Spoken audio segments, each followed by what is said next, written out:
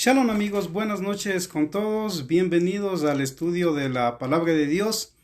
El día de hoy, que es jueves, estamos en el calendario gregoriano, estamos en el día 10, pero en el sexto mes, que es el calendario bíblico, o llamado el mes de Elul, estamos en el día 21, ¿no? 21 del año 5780 desde la creación de Adán, el 5780 desde la creación de Adán.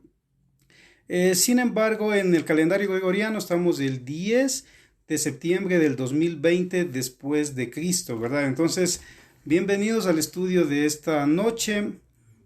Vamos a estudiar un poquito algunos temas que hoy son como más datos informativos para aquellos que gustan estudiar las escrituras y mucho más para aquellos que gustan servir en el ministerio, ¿no es cierto?, al que el Eterno les ha llamado.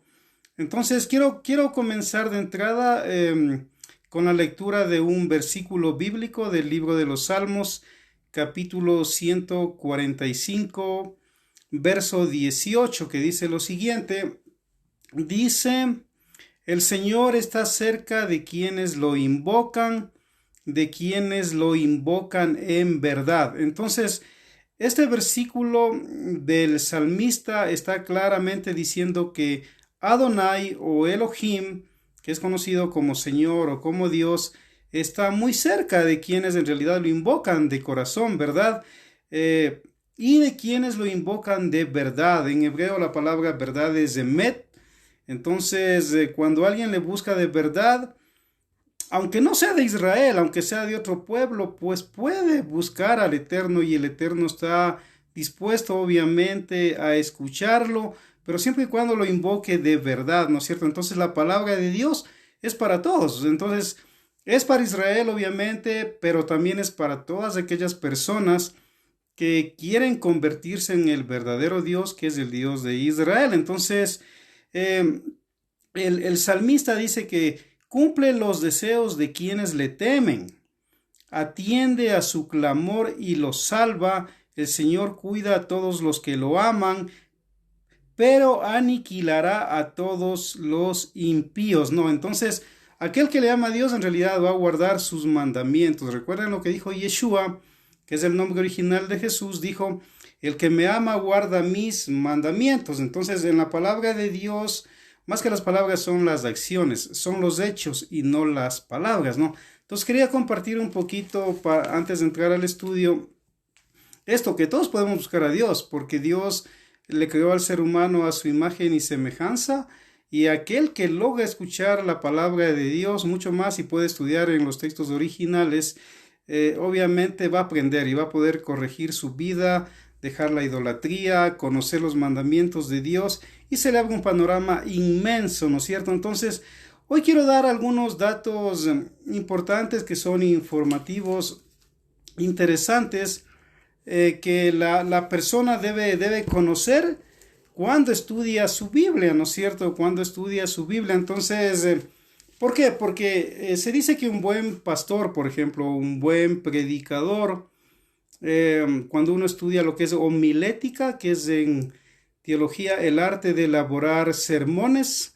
se dice que aquel que estudia en la semana y prepara un buen estudio, que va a dar como alimento a las almas que van a las reuniones, sean congregaciones, sinagogas, etc. Obviamente, el momento que prepara un buen estudio y hace un 50% de su trabajo, ¿no es cierto?, que es instruir con la palabra de Dios. Recuerden lo que dijo Yeshua: no solo de pan vivirá el hombre, sino de toda palabra que sale de la boca de Elohim, que es el nombre original, o como se traduce en el mundo griego como Dios. Entonces, un pastor debe conocer, obviamente, recuerden su Biblia. Yo tengo aquí una Biblia, en este caso es la NBI, Nueva Versión Internacional, que me obsequiaron cuando me ordenaron de pastor el 2002. Sin embargo, hay muchas versiones y uno debe tener en su biblioteca varias versiones. Mientras más versiones tenga es mejor, pero obviamente si en este tiempo, que es muy fácil ya conseguir a través de la internet libros originales o más pegado al original del hebreo, es mucho mejor, ¿no es cierto? Entonces, algunos datitos interesantes.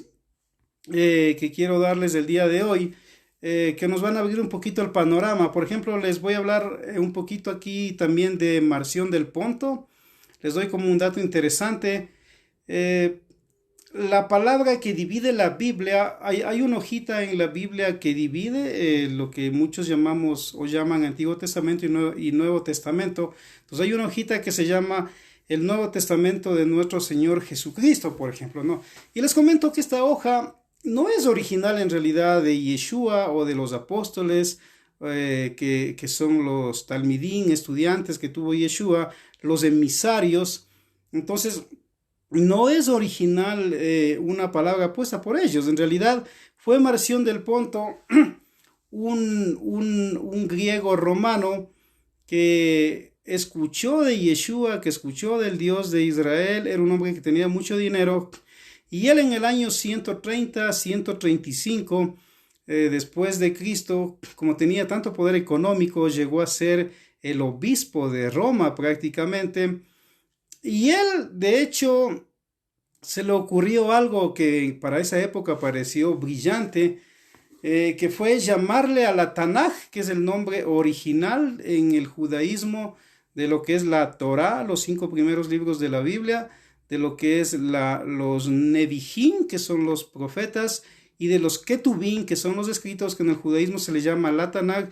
Se le ocurrió por primera vez llamarle Antiguo Testamento, y a los escritos del apóstol Pablo, al libro de los Hechos de Hillel o de Lucas y al Evangelio de Lucas, se le ocurrió también unirlo en un solo volumen y dijo: a mí me gustan estos escritos, el de Lucas y el de Pablo, no me gusta nada más y lo voy a llamar Nuevo Testamento. Entonces, en la historia, usted puede buscar en la internet, va a encontrar este dato que prácticamente en el año 130-135, Marción del Ponto, que estaba en el poder, estaba en la silla de la congregación de Roma como obispo, se tomó esa autoridad de llamar por primera vez a la Tanaj, no con J, porque no había la J, con K, Tanaj, le llamó Antiguo Testamento, algo que a muchos seguidores de Yeshua de Jerusalén y de otros lugares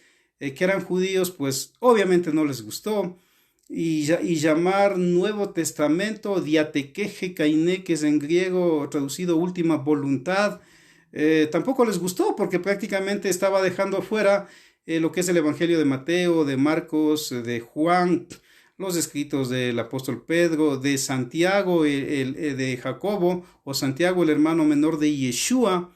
Entonces, ahí aparece por primera vez la palabra Antiguo y Nuevo Testamento según los datos históricos con Marción del Ponto. Por ejemplo, esos son datos que un estudiante de la Biblia, un pastor, un evangelista, un misionero, un diácono debe saber. Un músico, alguien que instruye, así sea con la música, que es otra forma de predicar, debe conocer. Entonces, no es la palabra Nuevo Testamento o Antiguo Testamento original. Va a aparecer en varias versiones, es verdad, porque de pronto los traductores le ponen así, pero no es algo original que a Yeshua o a los apóstoles originales se les había ocurrido.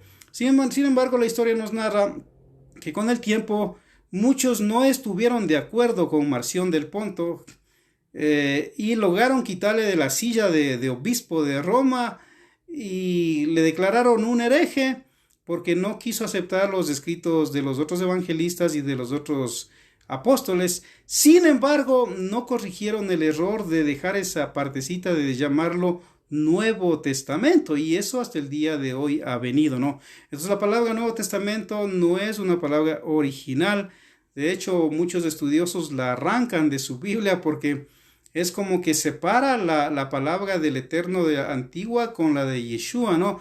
Pero el mismo salmista dice: la suma de tu palabra es verdad. Saludos a todos los hermanos y hermanas que ya están escuchando. Entonces, la suma de tu palabra es verdad, ¿no es cierto? Entonces, no podemos decir que los 10 mandamientos o las 10 palabras ya no rigen hoy, que eso es del pasado, que el Shabbat que está en el 4º mandamiento pasó de moda y que lo cambió algún discípulo o el mismo Yeshua. Eso no hay una base bíblica, lo que hay es malas interpretaciones.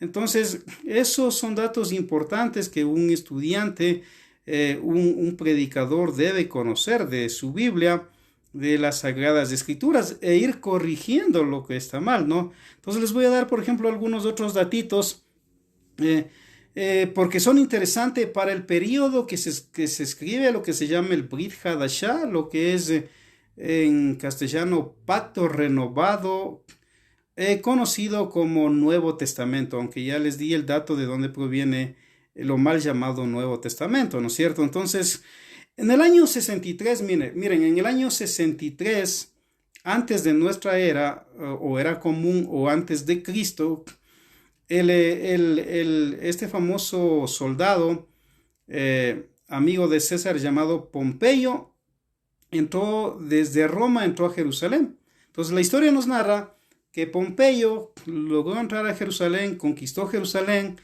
Es más, ya cuando llegó a Jerusalén entró al templo y habló con el Cohen Gadol, que es el sumo sacerdote en castellano, y los levitas, y dijo: ¿dónde está la estatua de vuestro Dios? Porque quiero rendirle honor y quiero llevar la estatua de vuestro Dios al Panteón Romano. ¿Cuál era el Panteón Romano? Pan es una palabra en griego que significa todo, ¿no? Todo. Entonces el Panteón, aunque hoy muchos le hacen ver como que fue un cementerio, en realidad el Panteón en el mundo romano de la época de Yeshua era un lugar donde los romanos ponían las estatuas supuestamente de los dioses de cada pueblo que conquistaban y les daban honor. ¿Por qué? Porque los romanos respetaban las creencias de los demás pueblos que conquistaban mientras les paguen los impuestos y mientras oren a sus dioses por el César, por el Senado romano y por los ejércitos de Roma, para que puedan seguir conquistando nuevas tierras y no les falte nada. Entonces, Pompeyo entra en el año 63 antes de Cristo, entra a Jerusalén, y bueno, ahí el Cohen Gadol le dice: nosotros no tenemos ningún dios de imagen o de estatua como los griegos o ustedes los romanos. ¿Y dónde está vuestro Dios?, le dice Pompeyo. Y el Cohen Gadol le dice: arriba, o sea, en el cielo. Y desde ahí se pasó la voz del que el Dios de Israel habita en los cielos, ¿no es cierto? Entonces ahí va a cambiar mucho el contexto de Israel, justamente con la llegada de los romanos, que iban a permitir ciertas cosas, pero también iban a exigir otras cosas, ¿no es cierto? Entonces ahí en el contexto histórico, ya con los romanos dentro de lo que es el Jerusalén, lo que es el pueblo en ese tiempo del reino del sur, Israel. Recuerden que Israel eran 12 tribus, que en el año, más o menos por el año 910 antes de Cristo, se dividieron en dos pueblos, porque después de la muerte del sabio Salomón, cuando su hijo Roboán heredó el reino, ¿qué sucedió? Se separaron y el reino del norte, 10 tribus fundaron el reino del norte, la Israel del norte, con capital Samaria, y el reino del sur quedó con Jerusalén, con Benjamín y con media tribu de Leví. Entonces, a esta parte es justamente del reino del sur, de estas 2 tribus y media, donde llega Pompeyo y donde llega ya prácticamente el imperio romano. Entonces, en ese contexto histórico, les voy a dar algunos datos que son interesantes, que nos van a ayudar a conocer mejor la palabra de Dios. Por ejemplo, habían costumbres, habían tradiciones, había alajá también, que es ley civil en ese tiempo, como en cada generación lo hay en Israel, de acuerdo a la necesidad. Entonces, que nos van a dar luz sobre la palabra. Por ejemplo, miren, ¿qué era una mesa en el tiempo de Yeshua? En realidad, una mesa era lo que hoy llamaríamos un mantel. Entonces hoy uno tiene la idea de una mesa de madera o de metal, porque ese es nuestro contexto acá en Occidente. Pero en la época de Yeshua, una mesa era un mantel. Ahí no habían los departamentos como hoy hay, ni las casas de 2, 3 pisos como hoy hay. Entonces era muy normal que en la misma carpa o el mismo cuarto, pues simplemente ahí el rato de comer la madre ponía un mantel, barriendo obviamente el piso, y ponía el mantel y ponía la comida, los platos grandes, y decía: vengan a la mesa, que en hebreo se dice Shulchan Aruch, que quiere decir mesa servida. Entonces, la gente iba y se sentaba en el piso, a veces comían recostados, como el caso de Juan, que comió recostado cerca del corazón de Yeshua. Entonces, a veces se les ocurría poner el mantel sobre algo alto y también comían ahí. Entonces, la mesa era como decir un mantel y con el tiempo fue este proceso dándose y hoy ha venido a hacer una idea de lo que tenemos ya una mesa como hoy la tenemos, ¿no es cierto? Sin embargo, en la época de Yeshua era así. Yo recuerdo en el año 2010, por ejemplo, me pasó algo interesante acá en Quito. Yo en ese tiempo trabajaba en una radio acá muy conocida en el Ecuador y el mundo, acá en Quito, y justamente una judía había escuchado mi estudio que di sobre Israel el año 2010, llamó a la radio, pidió mi información y me invitó a su casa a comer, o sea, y bueno, yo me fui y me sorprendió porque cuando entré a la casa de ella era esposa de un aviador, judíos los dos nacidos en Jerusalén, y me llamó la atención que me hizo sentar igual en el suelo y me dijo, pastor, me dijo, nosotros los de la tribu de Judá no comemos en mesas, no comemos en mesas al estilo de acá, sino que la mesa es justamente en el suelo. Entonces estaba igual el mantel y ahí estaba la comida. Entonces, interesante ese tipo de datos, por ejemplo, que la gente comprenda, ¿no es cierto?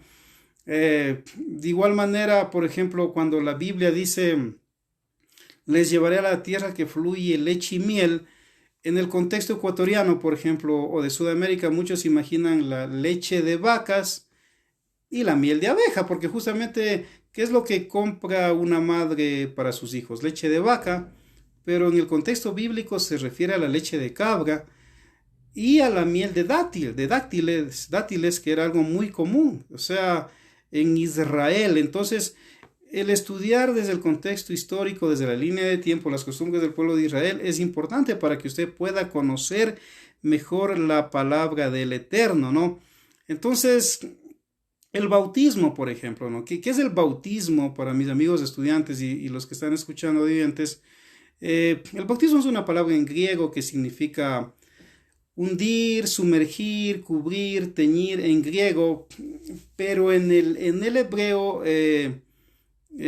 tevilá sería la palabra original, era una purificación donde la persona tenía que ir a un río donde había agua viva y ahí hacer tevilá o purificación o bautismo, como algunos traducen en las versiones, pero siempre tenía que ser en agua viva, o sea, no podía, en el contexto bíblico, un agua estancada no vale, o sea, aunque usted se sorprenda, porque es muy común el día de hoy, por ejemplo, construir bautisterios en templos y en la parte de arriba, cerca del lugar donde predica donde el pastor o el predicador, incluso se realizan bautismos, pero en la Biblia original, en el contexto de Yeshua, eso no sucedía. A pesar de que en Israel no había mucha agua, siempre los bautismos tenían que ser en agua viva, es decir, agua que corre, no en agua muerta, porque el agua estancada y es agua muerta. Ahora, hay una palabra que se llama mikve, por ejemplo, en el hebreo, que también eran lugares donde se excavaba debajo de la roca, generalmente de los levitas, donde vivían ellos, o cerca del templo, y hacían unas graditas en la roca y el agua filtraba de los ríos o de la lluvia, filtraba a través de las rocas y esa mikve en la parte subterránea se iba llenando. Entonces, antes de las fiestas de Hashem, por ejemplo, la gente solía ir a hacer mikve, pero bajaban a esos lugares y obviamente igual era agua viva. ¿Por qué? Porque provenía de los ríos o provenía de la lluvia y siempre tenía que estar a raíz de la tierra. O sea, nunca, para que una purificación o un bautismo sea válido en la Torah, no podía el agua estar a raíz de la tierra para arriba, como cuando usted construye un bautisterio. No. Parece buena idea y suena genial, pero si estuviéramos en la época de Yeshua, obviamente ellos no nos harían valer ese tipo de purificación o de bautismo. Dirían, tienes que ir al Jordán o a una mikve, ¿no es cierto? Y de igual manera, cuando una persona, por ejemplo, hacía teshuvah, arrepentimiento, como en el caso cuando Yohanan el Inmerson, traducido como Juan el Bautista, estaba en el Jordán predicando, no era que la persona le tocaba al que hacía teshuvá, arrepentimiento, y le sumergía en las aguas como hoy se hace, no. En el contexto bíblico, la persona que venía a los pies de Yeshua estaba impuro, necesitaba hacer arrepentimiento, confesar sus pecados, y él solito se sumergía, solito. Juan el Bautista solo lo miraba, o Pablo cuando de vez en cuando, porque Pablo dice que Dios a él no le llamó a bautizar, de vez en cuando creo que bauticé a 2 familias, dice nada más. Sin embargo, los discípulos de Yeshua que sí bautizaban generalmente bastante, como Felipe y otros, ellos les llevaban a lugares donde había agua viva o una migbe, un pozo donde se filtraba el agua, pero a raíz de la tierra para abajo, para que sea válido. Y obviamente no le tocaban a la persona, sino que la persona mismo tenía que sumergirse. Y tenía que ser todo el cuerpo, ¿vale? Todo el cuerpo, ¿por qué? Porque todo su ser venía impuro y quería reconciliarse con el Dios de Israel. Entonces, aunque usted se sorprenda, incluso el bautismo original en esas épocas, y hasta ahora muchos lo practican, era desnudos. Es decir, hoy es que usted ve que va a una congregación y están hombres y mujeres, y bueno, entiendo eso, pero en el contexto de Yeshua generalmente eran hombres, con hombres los que se bautizaban, y lo hacían incluso desnudos porque el agua tenía que llegar a todo el cuerpo. O sea, no podía haber un pelo del cuerpo que quede sin sumergirse y tenía que ser desnudo. ¿Me explico?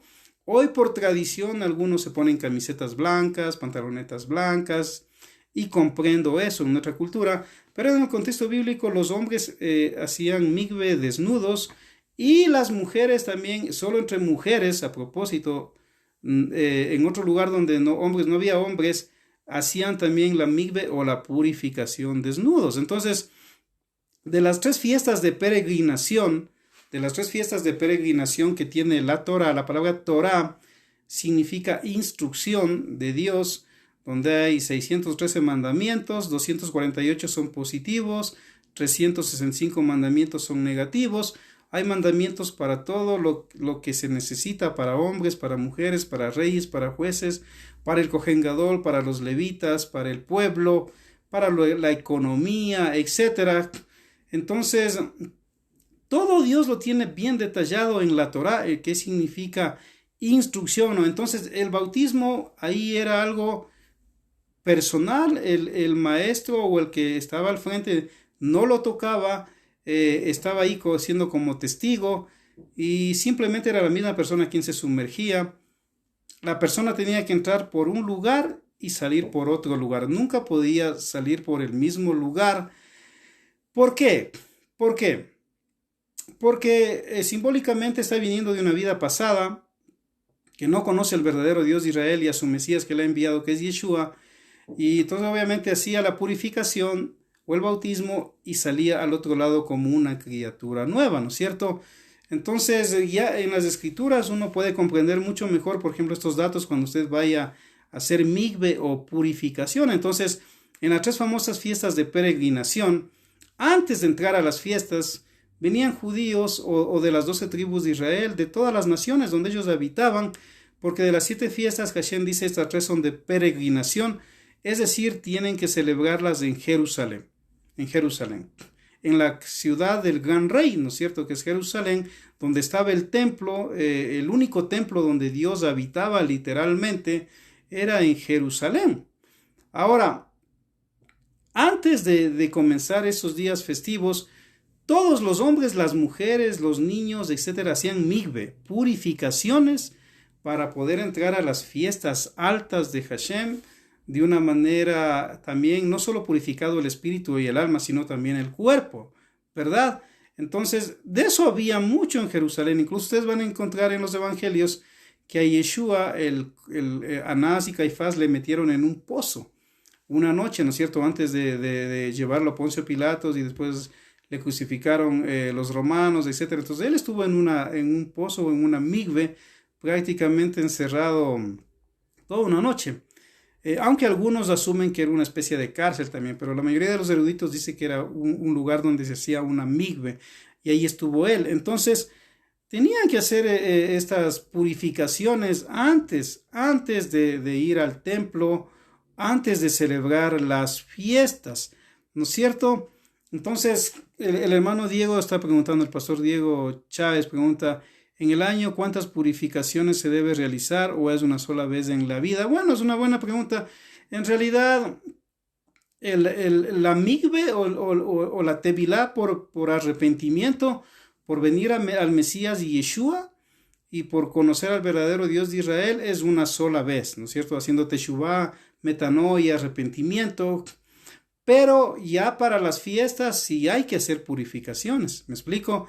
Cuando vienen las fiestas, por ejemplo, ahorita está cerca en este mes de Lul la fiesta de hacer sonar el shofar. Cuando acabe el mes de Lul, el primero del mes de Tisrei, viene la fiesta de hacer sonar el shofar, purificación. Viene Yom Teruah, también era purificación. Para las fiestas de las cabañas, incluso para Pesach, igual hay purificaciones. Eso es en el contexto bíblico, eso está bien claro, Entonces, para arrepentimiento y venir al Mesías es una sola vez. Ahora, ¿por qué? Porque en ese tiempo era muy normal, cuando alguien decía que es el Mesías, era muy normal que muchos hagan tevilá o bautismo. El bautismo para entrar a través del Mesías Yeshua al pueblo de Israel, en el caso de los gentiles sobre todo. Entonces eso era una sola vez, pero para celebrar las fiestas hay que hacer migbe. ¿Por qué? O purificación. ¿Por qué? Porque obviamente en el proceso de este tiempo usted y yo podemos haber cometido ciertos pecados en el cuerpo, yo qué sé. Entonces eso está en la Torah. Por ejemplo, una mujer que está en estado de nida, traducido diríamos nosotros hoy menstruación, según Dios en la Torah no puede dormir con su esposo, ni el hombre puede tocarle, peor tener intimidad en los días que ella está de nida. Debe, después de que le pase el estado de nida o menstruación, tiene que ir a purificarse, hacer tevilá, y ahí recién puede entrar al hecho matrimonial. Entonces la mujer tiene que hacer sus purificaciones. Hashem prohíbe tener intimidad sexual cuando una mujer está en estado de nida. Eso es abominación para Dios. Y los sabios de Israel comprueban por varios datos que ellos dan que las parejas que no respetan este mandamiento de Dios a veces pueden tener hijos que les salgan asesinos, violadores, etcétera, etcétera. ¿Por qué? Porque están teniendo relaciones prohibidas prácticamente. Aunque son esposo y esposa, cuando hay menstruación no deben tenerla, ¿no es cierto? De igual manera, en la Torah, aunque les suene raro lo que les voy a decir, si aún una familia compraba ollas, compraba ropa, tenía que hacer una migbe, o sea, una purificación en agua, completamente en agua. Si el hombre tenía emisión de semen, porque de pronto los solteros tienen sueños sexuales, su cuerpo les pide sexo, entonces tienen a veces algún tipo de ese tipo de cosas, entonces se volvían impuros. Está en la Torah y tienen que hacer una migbe, una purificación, lavar esa ropa completamente en agua, hundiéndola todo, y obviamente bañarse completamente. Y todo lo que yo les digo está en el Pentateuco o la Torah. Torah es el nombre original, en hebreo significa instrucción, y Pentateuco es el nombre que le pusieron los griegos, que significa 5 estuches, donde están los 5 primeros libros de la Biblia, ¿no? Entonces, el bautismo, obviamente, Luis Minda pregunta, ¿el bautismo salva o no salva? Bueno, lo que salva es el creer en Yeshua y guardarlo, obviamente obedecerlo, pero el bautismo es parte de la obediencia y es muy importante para un caminar. Alguien que dice, yo creo en Yeshua, pero no me voy a bautizar o no me voy a hacer la inmersión, es medio raro eso, o sea, no tiene lógica, porque el que cree en Yeshua le va a obedecer, lo va a obedecer obviamente, porque en la Torah no es como en el griego, que es el logos, el discurso, el tratado, aunque eso es bueno. En la Torah lo que manda es la obediencia, o sea, Yeshua mismo puso un ejemplo, dijo, un padre tenía 2 hijos, le dijo al uno, anda al campo, a ver cómo están los sembríos, cómo están los trabajadores. Y él dijo, voy, pero no fue. A otro le dijo, al otro dijo, anda al campo a ver cómo si están trabajando los trabajadores. Y él dijo, no voy. Y Yeshua mismo nos cuenta que el uno se encontró, el que dijo que iba a ir, se encontró en el camino con amigos y se desvió y no fue. Y el otro que dijo que no va a ir en el camino reflexionó y dijo, no, es mi padre, tengo que obedecerle. Y fue. Y Yeshua preguntó, ¿quién hizo lo correcto? ¿El que dijo que va a hacer o el que no va a hacer? Obviamente el que hizo, aunque él dijo que no va a hacer, pero después se arrepintió e hizo. Entonces, así es la palabra de Dios. Alguien no puede decir, yo acepto a Cristo, hago una oración de fe, ya soy salvo, me voy en el rapto y vivo como se me da la gana. Eso no tiene ni pies ni cabeza. Usted no va a escuchar, no va a leer en ninguna parte del libro de los Hechos que Pablo diga, ¿quién quiere ser salvo? Alce la mano, repita esta oración, que le diga a Bernabé, su ayudante, anótale, hazle repetir la oración de fe. Eso no va a encontrar en ninguna parte de las Escrituras. Eso es algo moderno, tal vez de hace unos 150 años atrás, que fue un método, no juzgo, un método que usaron los televangelistas en las grandes campañas, y respeto eso, pero en realidad en la Escritura eso es ajeno. No vemos a Lucas, a Mateos o a Santiago diciendo alce la mano. Al contrario, vamos a ver a Santiago que dice, hermanos, no sean solo oidores, sino hacedores de la Torá. En las versiones dice hacedores de la palabra, ¿no es cierto? Entonces, el bautismo es parte de la obediencia, entonces, o la migbe, o la purificación. Entonces, ese tipo de datos son importantes. Ya les di el de la mesa, ¿no es cierto? Que la mesa era el mantel prácticamente. Incluso usted va a ver que muchas familias salen a los picnic, ponen el mantel y ponen ahí la comida. Esa era la mesa. Con el tiempo terminó evolucionando en lo que hoy es la mesa. Ahora, en la época de Yeshua tampoco habían tenedores, no habían cucharas, no es que había cubiertos, no es que habían... las mujeres cocinaban normalmente. Hoy hay hombres que cocinan y eso es respetable, pero los únicos hombres que cocinaban en Israel, aunque usted se sorprenda, eran los levitas que estaban encargados de hacer los 12 panes, uno por cada tribu, que tenía que estar en el lugar santísimo. ¿Sí? 12 panes frescos, cada pan era de 4,5 kilos, cada pan era de 4,5 kilos, y era lo único que digamos, cocinaban los levitas, o después cuando tenían que asar sus carnes después de los sacrificios. Sin embargo, normalmente las mujeres eran quienes cocinaban, ¿no es cierto? Quienes cocinaban. Entonces, con el tiempo fue evolucionando mucho este tipo de cosas en Israel, porque ya con las conquistas de los griegos, después de los romanos, ya vino la filosofía a Jerusalén, comenzaron a venir los gimnasios. Por ejemplo, la palabra gimnasio significa lugar de desnudos. En Israel, en la época de Yeshua, los gimnasios en Jerusalén, algo abominable, aunque hoy a usted le choque de pronto eso, era algo abominable. ¿Por qué? Porque para el Dios de Israel eso es un culto al cuerpo, donde el hombre va a sacar ejercicio, va a hacer músculos, va a buscar como el griego una belleza física, pero no hay una belleza del alma, que es lo que a Hashem le importa, o los romanos que llevaron los gladiadores a ver quién pelea mejor, algo abominable también para Dios, porque Dios dice, aún a tu enemigo debes darle la mano y levantarlo si está caído, aún el buey de tu enemigo debes cuidarlo si está perdido. Entonces, en el contexto de Yeshua de Jerusalén, era mal visto que haya gimnasios dentro de Jerusalén, era mal visto que hayan las peleas de gladiadores, era mal visto que haya escuelas de filosofía como llevaron los griegos, aunque es bueno estudiar lo que dice Sócrates, Platón, Aristóteles, los estoicos, etc.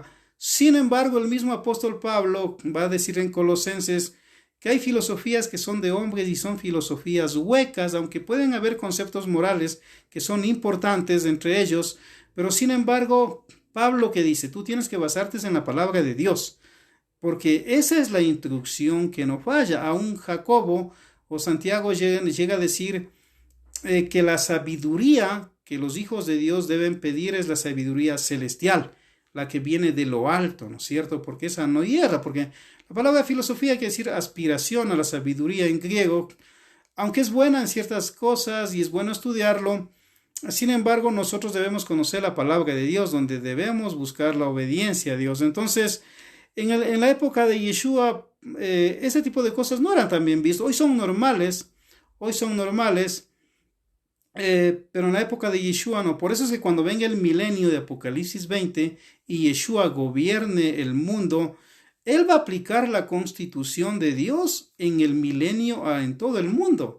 Ahora, ¿cuál es la constitución de Dios? La constitución de Dios no es la democracia, aunque a muchos les guste la democracia porque viene de Atenas, viene de Grecia. La palabra democracia quiere decir poder del pueblo. Sin embargo, Dios es teocrático. Dios dice, si esto haces, te bendigo. Si esto no haces, te maldigo. Entonces, en el milenio, aunque usted se sorprenda, no es que va a haber mundiales de fútbol. No, aunque le guste el fútbol, aunque le guste Messi y Ronaldo, Yeshua no es que va a organizar cada 4 años los Juegos Olímpicos, que son en honor a Zeus. De hecho, la palabra Juegos Olímpicos viene del Monte Olimpo, donde en la tradición griega con los Juegos Olímpicos se adoraba al dios Zeus, el dios del trueno. Y en la última carrera, que era maratón, que en unas ciudades de Olimpo hasta maratón habían 42 kilómetros, el vencedor le llevaba a la estatua de Zeus, cogía el sudor y lo llevaba y le adoraba a Zeus. Entonces, si usted cree que va a haber los Juegos Olímpicos en el milenio, no va a haber. Si usted cree que va a poder ver fútbol, no va a haber. Si cree que va a poder ir al gimnasio para darle culpo al cuerpo, no va a haber. ¿Por qué? Porque a Dios le interesa el alma. Obviamente que la persona haga las cosas correctas y que cuide también el cuerpo. Entonces, en la época de Yeshua, digamos, la mikveh era así también, como ya les acabé de instruir. También habían sinagogas, aparte del templo, porque el templo fue destruido en el año 70 después de Cristo. Habían sinagogas. Ahora la palabra sinagoga en hebreo significa un lugar de reunión, ¿no es cierto? Algo parecido a la palabra eclesía en griego, que es llamados afuera o a una asamblea, aunque igual la palabra eclesía es una palabra griega, no es hebrea. Entonces, en las sinagogas era muy normal, aparte del templo. En todo el Imperio Romano había sinagogas. Aún Yeshua, en Nazaret, donde él vivía, iba el Shabbat a la sinagoga, y los evangelios de hecho nos narran que él leyó en aquel tiempo, y hasta el día de hoy es normal. 7 varones leen en la sinagoga la porción de la Torá semanal y de los profetas, los Nevi'im, y es un privilegio que le dan al hombre, donde la familia está feliz, si es que a un hombre de esa familia le permiten leer la Torá esa semana, la porción semanal, desde la silla de Moshe. La silla de Moshe era una silla de piedra, ¿no es cierto?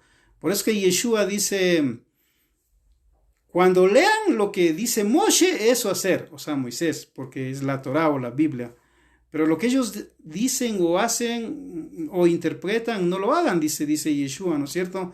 Todavía la silla de Moisés, una silla de piedra en cada sinagoga, y había también una mesa de piedra, o sea, donde se abría el rollo de la Torá, y después se abría el rollo de los Nevi'im o de los profetas, y se leía la porción semanal.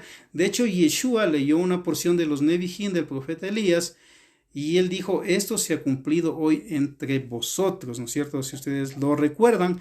Entonces, habían las casas de estudio también, los Beit Midrash, las casas de estudio. ¿Por qué? Porque dentro de Israel, no es que solamente es importante ir a congregarse en Shabbat, aunque es importante. Cuando había el templo, obviamente había que ir al templo con los sacrificios y a las 3 fiestas de las peregrinaciones. Incluso les comento que el Salmo 121, alzaré mis ojos a los montes, ¿de dónde vendrá mi socorro? Mi socorro viene de Jehová, que hizo los cielos y la tierra. No dará tu pie al resbaladero, ni se dormirá el que te guarda. He aquí, no se adormecerá, ni dormirá el que guarda a Israel. El Salmo 121 era un salmo exclusivo cuando el pueblo iba a peregrinación a las 3 fiestas en Jerusalén, Pesach, Shavuot y Sukkot. Correcto, entonces iban recitando las familias y cantando el Salmo 121 para que el Eterno envíe sus ángeles y les guarde, y de igual manera al regreso a sus casas. Por eso que Yeshua nunca faltaba una fiesta, siempre le va a encontrar, aún en Hanukkah, que no es una fiesta que está en la Torah, porque fue posterior eso de la rededicación del templo de los Macabeos, cuando les mandaron sacando a los griegos sirios. Aún en Hanukkah, Yeshua en Juan capítulo 10 lo va a encontrar celebrando esa fiesta civil importante en Israel. Entonces, las sinagogas eran lugares muy importantes de estudio, es decir, aparte del Shabbat, ya había la costumbre de reunirse los días lunes, porque Moshe subió la segunda o tercera vez un lunes o segundo de Shabbat, y bajó un miércoles, o lo que sería un cuarto de Shabbat en el contexto bíblico. Y entonces tenían que reunirse a estudiar en la sinagoga aparte del Shabbat. Entonces el Shabbat, el lunes y el miércoles obviamente tenían que reunirse en las sinagogas, y Yeshua hacía todo eso en Nazaret, en las sinagogas. ¿Por qué? Porque es constante el alimento espiritual de la palabra de Dios. O sea, así como el ser humano, por ejemplo, en Israel en la época de Yeshua se comía solo 2 veces al día. Hoy en Ecuador, por ejemplo, se come 3 veces al día, el desayuno, almuerzo y merienda, pero en Israel eran 2 veces al día. El cuerpo humano pide alimento físico, pide el agua. De igual manera es la palabra de Dios. Entonces, en la época de Yeshua se estudiaba el Shabbat como culto, por decirlo así, en la sinagoga. Lunes y miércoles como estudio, como algo, como dirían los griegos, la academia, ¿no es cierto?, que la fundó Platón, Eliseo, que lo fundó Aristóteles. Sin embargo, la palabra de Dios se la estudiaba los lunes y miércoles ya en la época de Yeshua en las sinagogas, para aprender y siempre estar con los mandamientos de Dios en la cabeza y en el corazón. Entonces, habían sinagogas aún en Roma. De hecho, usted va a encontrar al apóstol Pablo, que él, cuando iba a algún lugar a predicar, primerito, ¿dónde iba? A una sinagoga. Usted ve el libro de los Actos de los Apóstoles, él iba a una sinagoga y ahí predicaba. A veces le recibían, algunos judíos se convertían y otros no lo querían y a veces tenía que salir huyendo. Sin embargo, él primerito iba a una sinagoga porque él era un rabino oficial reconocido por Israel, predicador de Yeshua, era ciudadano romano, erudito en idiomas, erudito en filosofía y en las religiones de los otros pueblos, y él predicaba al verdadero Dios de Israel y al Mesías y Yeshua que le había enviado. Entonces las sinagogas eran importantes. También el lavarse las manos es una tradición que más que tradición, digo yo, se hizo una halajá, una ley civil desde la época del rey sabio Salomón. Saben que el rey sabio Salomón, y eso lo dicen otros libros judíos antiguos, él decretó en Israel como una ley, como en ese tiempo no habían cucharas, no habían cubiertos, que tenían que lavarse las manos antes y después de comer. Toda persona del pueblo de Israel que estaba bajo la ley, es como hoy, si usted no se pone la mascarilla en la calle y le ve a un policía, le multan, ¿verdad? Sea que esté manejando o esté caminando. En la época del rey Salomón habían leyes civiles también. Entonces, una ley civil que puso es que todo hombre y mujer, niño, niña, etcétera, ancianos, deben lavarse las manos antes y después de comer. Y esa ley quedó en Israel a tal punto que se dio aún en la época de Yeshua. Ahora, Yeshua no es que dijo que está mal en lavarse las manos, como algunos malinterpretan, no, sino que el decir que el no lavarse las manos es pecado, eso es lo que Yeshua se opuso. Sin embargo, él mismo y los apóstoles seguramente se lavaban las manos. ¿Por qué? Porque el sabio Salomón se dio cuenta que de esa forma la gente no se iba a enfermar. De hecho, la misma ciencia médica dice que hace unos 500 años atrás, en un hospital, un médico se dio cuenta que muchas mujeres morían al dar a luz y obviamente se le ocurrió lavarse las manos como está en la Biblia, y se dio cuenta que menos mujeres comenzaron a morir. Después ordenó a los médicos del hospital donde él trabajaba que se laven las manos. Muchos médicos se rieron, se burlaron, porque todavía en ese tiempo no se sabía de las bacterias ni de los virus. Sin embargo, obedecieron y se dieron cuenta que muchas mujeres ya dejaron de morir y los niños nacían bien y solamente por el acto de lavarse las manos. Entonces en Israel había ya esa tradición, esa costumbre, incluso se comía solo con la mano derecha, sí, con la mano derecha, y con la mano izquierda era para el aseo, ¿no? Entonces, datitos así el predicador debe conocer. También en la época esa al templo no entraban los enfermos. Aunque usted se sorprenda, los enfermos no entraban al templo.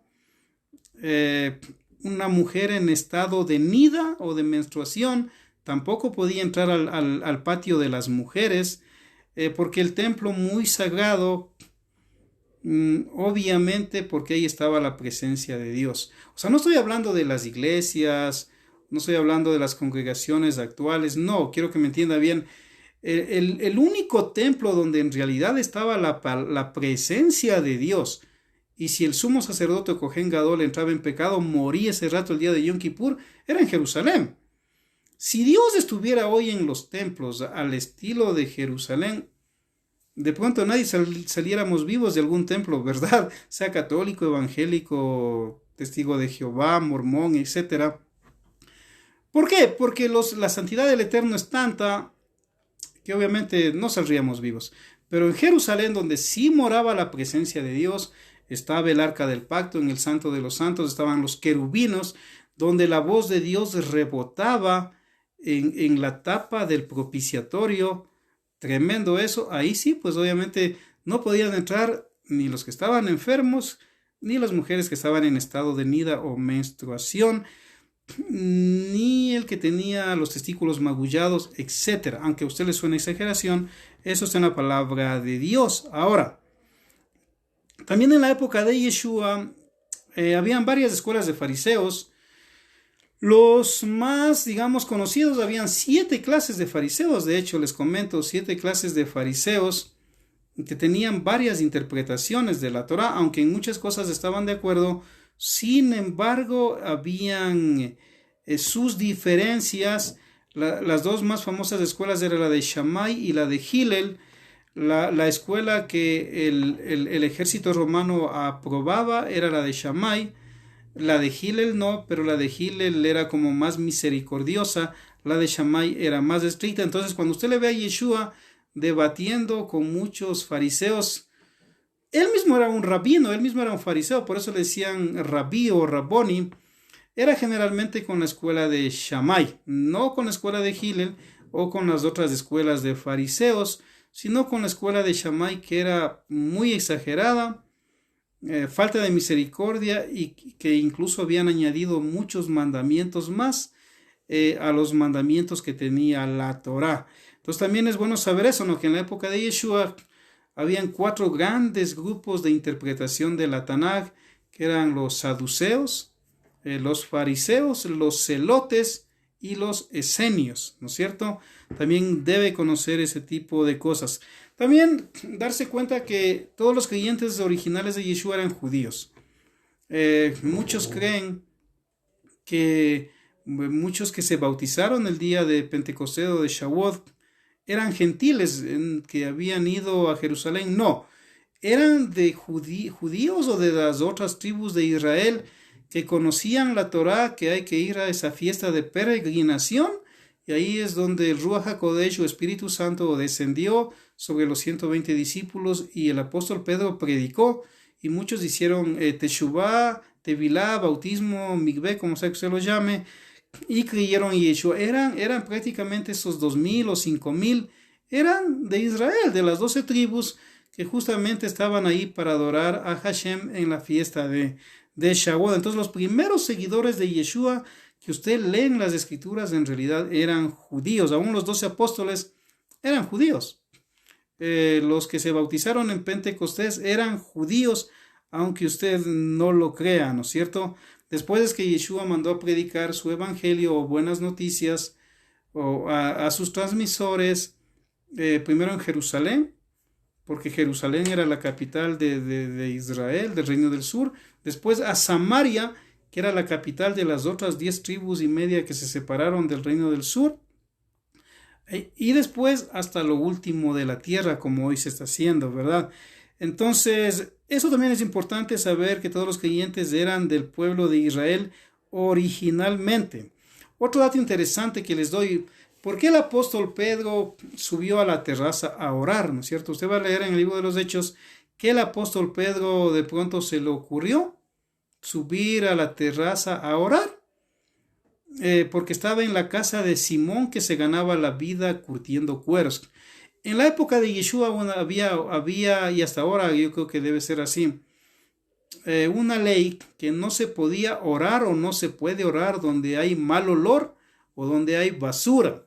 Por ejemplo, aquí en Occidente es muy normal tener los tarros de basura adentro. De pronto usted tiene en la cocina, tiene su tarro en los baños, pero en el contexto de Yeshua eso no podía ser. ¿Me explico? No podía ser. Entonces, cuando el apóstol Pedro sube a orar en la azotea, él lo hace es porque había mal olor abajo justamente del cuero con el cual trabajaba Simón el curtidor. Entonces él aplica eso. Entonces, por ejemplo, si hoy pudiéramos transportarles con la física cuántica al apóstol Pedro acá, no oraría en un lugar donde haya basura o mal olor, se lo aseguro. Le corregiría eso, le diría, tienes que tener la basura fuera en otro lugar. Otro dato interesante, siempre la palabra de Dios en el contexto de Yeshua, de los apóstoles, de los profetas, de Moisés, tiene que ser con tinta negra, no puede ser a colores. O sea, hoy usted va a coger algunas versiones donde de pronto le ponen las palabras de Cristo en rojo, las palabras de las mujeres en verde, yo que sé, las palabras de tal con letra azul, las palabras tales subrayados, y suena bonito, suena como wow, qué genial, pero si estuviéramos en la época de Yeshua, hubiera perdido el año usted con eso. ¿Por qué? Porque la palabra de Dios en la tradición hebrea está por mandato de Dios mismo, tiene que ser exclusivamente escrita con letra negra. Porque la palabra de Dios se dio al pueblo de Israel, se dio a las 12 tribus de Israel y a todo aquel que quiera creer, como muchos egipcios también salieron con Moisés y el pueblo de Israel. Cuando vieron las 10 plagas, dijeron, queremos ir contigo porque vemos que ustedes tienen al verdadero Dios. Moisés le consultó a Dios y Dios dijo, claro, deja que esos egipcios que quieren salir con ustedes salgan, pero siempre y cuando guarden mi Torah, las mismas leyes. Entonces, la palabra de Dios, aunque usted se sorprenda, tenía que ser escrita exclusivamente con letra negra. Eso se dice en Israel, fuego negro sobre fuego blanco, que hoy sería lo que es el cuero o el papel o antiguamente el papiro, ¿no es cierto? Entonces, ese tipo de datos es importante que usted conozca. Quiero compartirles también algo acá. Es como, por ejemplo, cuando los romanos decían, los romanos tenían una calle en Roma que era donde vendían las maderas, los muebles, ¿no es cierto? Entonces a veces se golpeaba un mueble, iba el comprador y le decía al vendedor, pero ¿es sincera? ¿Es sincera? Entonces, si el vendedor era honesto, le decía, sí, le puse cera porque el golpe se va a notar. Pero si el vendedor era deshonesto, le decía, está sincera. Y de ahí proviene la palabra sincero o sincera, me explico, ¿no? Entonces, datos como esos que nos van a dar más luz. Entonces, acá, por ejemplo, en el libro de los Hechos, capítulo 17, versos 28 al 30, vamos a encontrar al rabino Saulo Hatarsi, que es el nombre original porque él era judío de la tribu de Benjamín. Él va a encontrarse en el Areópago, o sea, en el mismo lugar donde los grandes filósofos griegos se paraban a hablar sobre filosofía, sobre la democracia, el poder del pueblo, sobre sus dioses, Zeus, del monte del Olimpo, sobre los deportes, los Juegos Olímpicos, etc. Entonces, aquí vamos a ver algo que también les quiero compartir para que aprendamos a conocer mejor la palabra de Dios. Dice aquí que mientras que Pablo los estaba aguardando en Atenas, se consumía interiormente su espíritu considerando aquella ciudad entregada toda a la idolatría. Cuando llega a Atenas, a la cuna del pensamiento griego, de la democracia, de la filosofía. Miren lo que dice Pablo. No es que él se alegró y dijo, wow, qué bueno, llegué a la cuna de la democracia o a la cuna de los grandes filósofos. No, al contrario, dice que se angustió en el espíritu porque era tremenda la idolatría que había en Atenas, aunque Atenas en el contexto de Pablo ya no era la Atenas tan fuerte como en la época de Sócrates, de Platón, de Aristóteles, que había sido unos siglos atrás. Sin embargo, seguía teniendo influencia por lo académico, y dice aquí en el verso 17 que por tanto disputaba, dice, en la sinagoga con los judíos y con los prosélitos, y todos los días en la plaza con los que allí le ponían delante. Entonces en Atenas había una sinagoga porque había judíos viviendo en Atenas y también de las 12 tribus de Israel. Se reunían cada Shabbat y él, como siempre, fue primero a la sinagoga a predicar que Yeshua era el Mesías. También ahí habían prosélitos. ¿Cuál era un prosélito en la época de Yeshua, de Pablo? Era un gentil que seguía todos los pasos que el halajá o ley civil de Israel en esa época le solicitaba, y aún se hacían la circuncisión y pasaban a nacionalizarse como judíos, y ellos ya podían entrar y sentarse detrás de los judíos de raza, podían sentarse en la mitad de la sinagoga, los prosélitos, ¿no es cierto? Entonces Pablo estaba en Atenas debatiendo con los judíos y con los prosélitos también convertidos del judaísmo, y aún dice que iba a las plazas, a la plaza en Atenas, y compartía con la gente que se ponía enfrente. Ahora miren, noten que en el contexto histórico, en Atenas era el lugar donde los filósofos iban a hablar en las calles. Sócrates, de hecho, iba todos los días allá y debatía con la gente, instruía con la gente, Platón, Aristóteles, etc. Entonces, Pablo, conocedor de eso, ¿qué es lo que hace? Va a la plaza. Y muchos griegos se le ponían adelante y comenzaban a debatir, a preguntar. También algunos filósofos de los epicúreos y de los estoicos armaban con él disputas, y unos decían, ¿qué quiere decir este charlatán? Y otros, este parece que viene de anunciarnos nuevos dioses, lo cual decían porque les hablaba de Yeshua y de la resurrección. Al fin, dice, los llevaron de en medio de la plaza y los llevaron al Areópago. Miren, el Areópago, para que tengan una idea, era el lugar más sagrado de Atenas para escuchar temas de política o filosofía o de organización de la ciudad en tiempos de guerra, lo que usted puede imaginarse.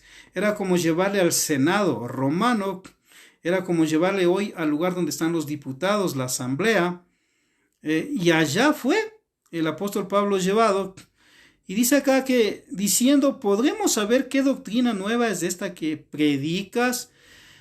¿Qué doctrina ortodoxa, aunque Pablo más va a predicar ortopraxis? O sea, entre los griegos hay una palabra que se llama ortodoxo, que quiere decir doctrina recta, pero en base a lo que ellos creen. Igual en teología, en cualquier denominación que usted pertenezca, normalmente se va a mencionar la palabra ortodoxo, doctrina recta, pero Pablo aquí, más que doctrina recta ortodoxa, va a hablar ortopraxis, es decir, práctica de la palabra de Dios. Y en el verso 20 dice, del 17-20 dice, porque te hemos oído decir cosas que nunca habíamos oído, les dicen los griegos, y así deseamos saber a qué se reduce eso. Es de advertir que todos los atenienses y los forasteros que allí vivían en ninguna otra cosa se ocupaban, sino en decir o en oír algo nuevo. Claro, porque vivían en Atenas. Puesto pues Pablo en medio del Areópago dijo, entonces aquí va el discurso del apóstol Pablo ante grandes hombres griegos, y dice, ciudadanos atenienses, hecho de ver que vosotros sois casi nimios, es una versión antigua la que yo tengo, en todas las cosas de religión, o les gusta la religión, porque al pasar mirando yo las estatuas, miren lo que dice, las estatuas de vuestros dioses, he encontrado también un altar con esta inscripción, al Dios no conocido. Pues ese Dios que vosotros adoráis sin conocerle, es el que yo vengo a anunciarlos. Wow, puede imaginarse a los griegos, ellos tenían dioses para todos. Poseidón era el dios del mar. Zeus, el dios del trueno, Afrodita, la diosa del amor, y tenían dioses para todos, y por si acaso se les hubiera olvidado algún dios, tenían un altar al dios no conocido para hacerle sacrificios y no ofenderle a ese dios, y no les castigue. Entonces Pablo, de una manera inteligente, dice, a ese les vengo yo a predicar porque yo les conozco. Él no fue a botar las estatuas como hay muchos predicadores que van y se meten aún a las iglesias católicas, rompen las estatuas, insultan a la gente. No, él fue con elegancia, con palabra de Dios, inteligentemente, y dijo al Dios no conocido, yo le conozco y vengo a predicarles. El Dios que crió el mundo y todas las cosas contenidas en él, siendo como es el Señor del cielo y de la tierra, no está encerrado en templos fabricados por los hombres. Miren lo que dice. El Dios que creó el mundo no está encerrado.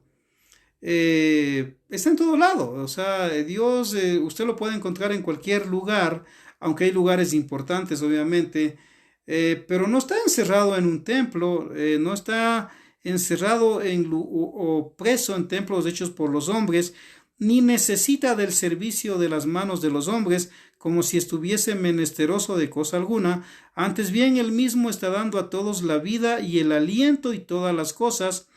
Es el que de uno solo ha hecho el nacer del linaje de los hombres de una sola gota de sangre. Miren lo que llega a decir el rabino Saulo Catarsi, o apóstol Pablo, que Dios hizo a los hombres de una sola gota de sangre, de la misma sangre de Adán, y ahí provenimos todos, de Adán y Eva.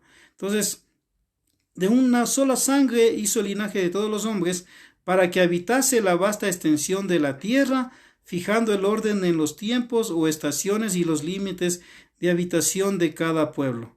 Queriendo, dice, con esto que busquen a Dios por si rastreando y como palpando pudiesen por fortuna hallarle, como quiera que no está lejos de cada uno de nosotros. Porque como dijo uno de vuestros poetas, dice él, porque dentro de él vivimos, nos movemos y existimos, y como algunos de vuestros poetas dijeron, somos de linaje o descendencia del mismo Dios. Bueno, por ejemplo, esta parte, si usted analiza bien, le comento que lo que Pablo aquí está diciendo, porque en él vivimos y existimos, eso lo dijo un poeta griego unos 700 años o 600 años antes del apóstol Pablo. Lo dijo, pero en referencia a Zeus. En él vivimos y en él existimos. Y Pablo, muy conocedor de ese tipo de cosas, donde los poetas saca la luz. Y dice, pero el verdadero Dios, el Dios de Israel, en él es en quien vivimos y en él es en quien existimos, no en Zeus. No en Zeus, que a propósito la palabra Dios proviene de Zeus, Deus, en la transliteración al castellano, ¿no es cierto? Siendo pues nosotros del linaje de Dios, no debemos imaginar que el ser divino sea semejante al oro, a la plata o al mármol, de cuyo material ha hecho las figuras el arte e industria los humanos. Pero Dios, habiendo disimulado la ignorancia de estos tiempos, tan grosera ignorancia, pide a los hombres de todas partes que se arrepientan y vengan a Él. Entonces, si usted analiza bien este capítulo, va a entender algo, que Hashem, que Dios, el verdadero Dios de Israel, abomina aquellos ídolos de oro, de plata, de mármol, de piedra que la gente hace, los artesanos hacen, le ponen nombres y le llevan velas, se arrodillan, etc. Eso es idolatría, y el apóstol Pablo les dice a los griegos, ustedes tienen todo eso en Atenas, deben quitarlo porque Dios es espíritu y no es una estatua que ni come, ni se mueve, ni tiene vida, ¿no es cierto? Entonces dice, al oír sobre la resurrección de los muertos, algunos se burlaron ya de él, hasta ahí le soportaron los griegos, se burlaron de él, y le dijeron, te volveremos a ir en otra ocasión. De esta suerte Pablo salió del Areópago en medio de aquellas gentes. Sin embargo, algunos de los griegos que se juntaron, miren qué interesante, creyeron al mensaje, entre los cuales fue Dionisio, el Areopagita, y cierta mujer llamada Damaris, con algunos otros. Entonces miren cómo llegó el mensaje de salvación a Atenas. Al mismo Areópago Dios permitió que el rabino Saulo Catarsi o apóstol Pablo se ponga a predicar, pero con sabiduría, con prudencia, con conocimiento, con estudio de la Biblia. Entonces Toda persona que sirve a Dios, sea como un pastor, un misionero, un diácono, un reverendo, un rabino, un sacerdote, etcétera, debe conocer la palabra de Dios, aún en el contexto histórico, la línea de tiempo, los detalles, porque todo eso influye a veces en el auditorio, porque también a veces el auditorio es diferente que cada predicador tiene, ¿no? Entonces, eso quería compartirles un poquito el día de hoy, datos así como estos que le van a ayudar sin lugar a dudas en el mensaje, ¿no? Y recordar que el predicador debe conocer de todo, en lo posible de todo. Usted ve que Pablo aún sabía lo que los poetas griegos decían y lo aplicó en el momento adecuado en el Areópago. Cuando estaba con el rey Agripa también defendiéndose, aplicaba lo que él conocía de Roma y así lo hacía en todo lado. ¿Por qué? Porque el predicador debe estudiar y debe conocer la palabra de Dios. Nadie lo sabe todo. Estudiar la Biblia es un proceso que puede durar 1000 años, aunque uno viva 1000 años. Entonces, mientras usted más conozca la palabra de Dios, más va a conocer la voluntad de Dios para su vida. Y cualquier persona que cree en Yeshua puede ser injertada en Israel. De hecho, el apóstol Pablo lo dice eso en los famosos capítulos de Romanos, capítulo 10 y 11 de Romanos, que en el olivo, que el verdadero olivo, aún hay un olivo silvestre que puede ser injertado, ramas, y esos son los gentiles, aquellos que creen en Yeshua, su Mesías, y guardan la Torá, la instrucción, la palabra de Dios. Miren, aún el famoso rabino Akiva, que es un rabino muy respetado y citado en los libros de Israel, y se enseña mucho incluso las interpretaciones de él de la Torá. Él era un gentil. El rabino Akiva era hijo de un padre gentil, y él se convirtió al Dios de Israel y comenzó a estudiar la Torá. Muchos años, aún su esposa, dice la historia de Israel, le pagó los estudios porque él no tenía, hasta que llegó a ser un gran rabino que hasta el día de hoy es mencionado. Esos, mis amigos y amigas, les animo a seguir estudiando.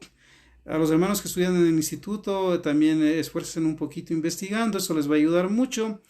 A los que están de oyentes también, y si alguien pues quiere incluirse en el instituto bíblico, también solamente me escribe y le podemos incluir al WhatsApp.